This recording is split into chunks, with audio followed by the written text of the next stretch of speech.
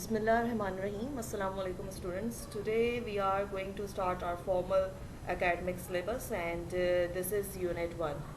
I urge you all, I definitely advise you to keep your books open while having the lesson. Turn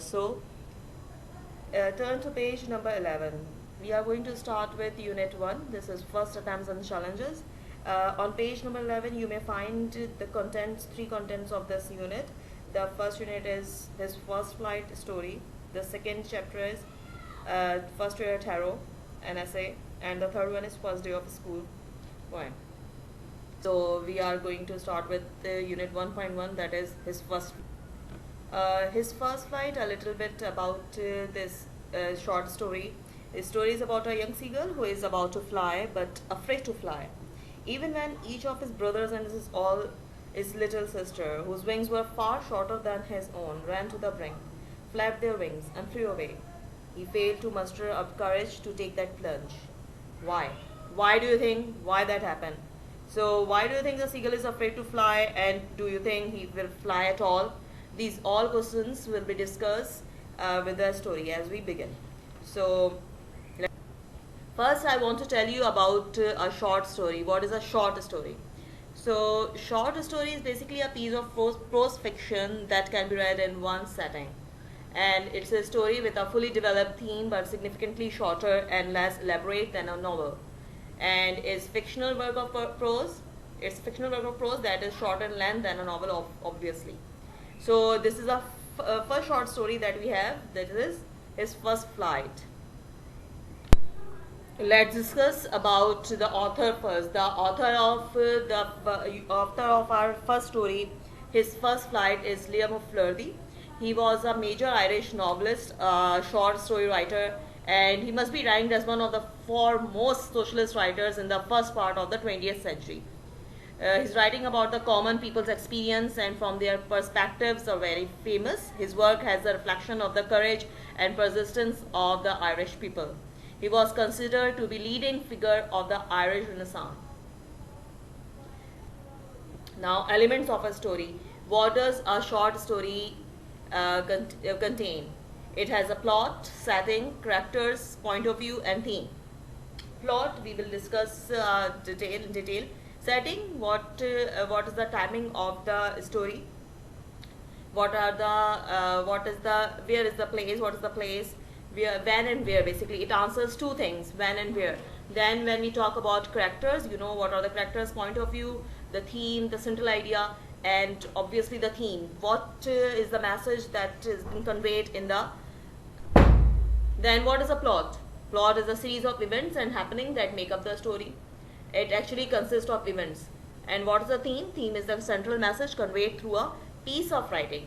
Theme consists of a message. Please remember the difference between these two. Plot consists of events, while theme consists of a message.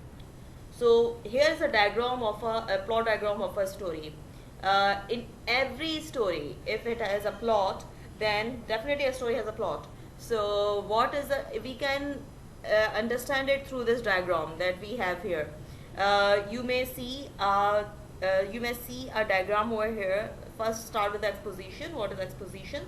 It is the beginning of the story where characters and settings are introduced. Then we have rising action, means a story a bit proceeds where the main character faces a series of conflicts. Then climax. What is the climax? The most exciting part of the story when we learn the outcome. When tension is at that peak. Then falling action. Events leading to the end of the story. And resolution, end of the story. That's it. We will discuss regarding we have drama in the syllabus, and we will discuss in more detail about this whole plot. So let's start with paragraph-wise discussion of this story. So this story is about a young seagull who is that stage of life where he has to learn to fly. Unlike his younger brothers and sisters, he is too afraid to fly. When all of them went for flying for the first time near the edge of the sea, all of them except him succeeded. He could not trust his wings. He get terrified by the vast sea and got convinced that he could never fly. As a result, he was ashamed and disheartened and thus went inside the lodge where usually he slept. His younger siblings managed to take their first flight despite their wings being shorter than his, but he could not summon the courage, though he tried so desperately. He was scolded by his parents for not trying again, but he was so afraid that he could. Now he had been alone for a day after he tried because his parents were busy focusing on his siblings. They helped his siblings master the art of flying and diving for food, that is fish. His older sibling even caught his first fish, which he proudly ate at a rock while his parents celebrated it. That morning, his parents taunted him all the way for being a coward. The sun had now risen, and he was feeling the heat more than ever because he was empty stomach since the night before. He stepped out of his sledge and pretended to sleep on one leg to gain the attention of his family.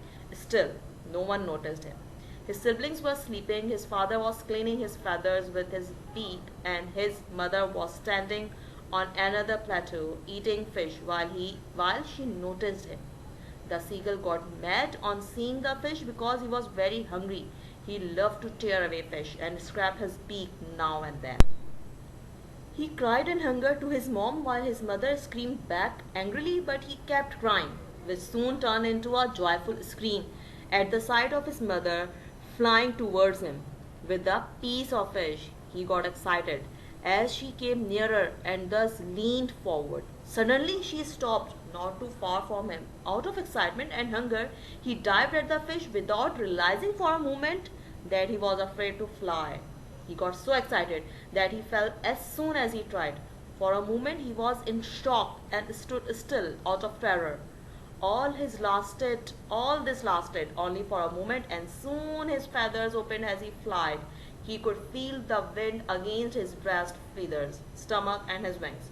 He could feel himself cutting through the air. He was not afraid anymore. He was just a bit nervous, but then his mother accompanied him.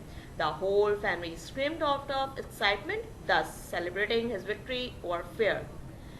Once he overcame his fear, he forgot that he was once afraid of it. He did all those things he once feared. He flew straight over the sea and could see the greenery and the mountains beneath him. He screamed out of joy as he enjoyed the victory. And then he received fish as gift for his successful flight.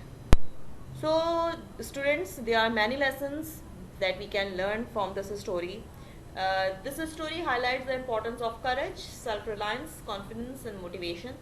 We can say that his first flight by Liam Worthy tells about the need for courage and self-confidence to overcome fears in life. This story is about the first step taken by a seagull to fly. This story consists of many moral values which can be applied by a person to overcome the difficult times. As shown in the story, that how the seagull overcomes his fear of flying when a situation comes in which he sees himself dying. So at that situation, he takes his very first flight, which saves his life. This also teaches us that life is all about good and bad situations. Good times always give us happiness, but bad times give us strength and make us much more stronger than before. This story is based on the inner strength one is having, which can make that person very strong. But when a person is not aware about his inner strength or is afraid of taking his first step, then sometimes this inner strength gets perished out.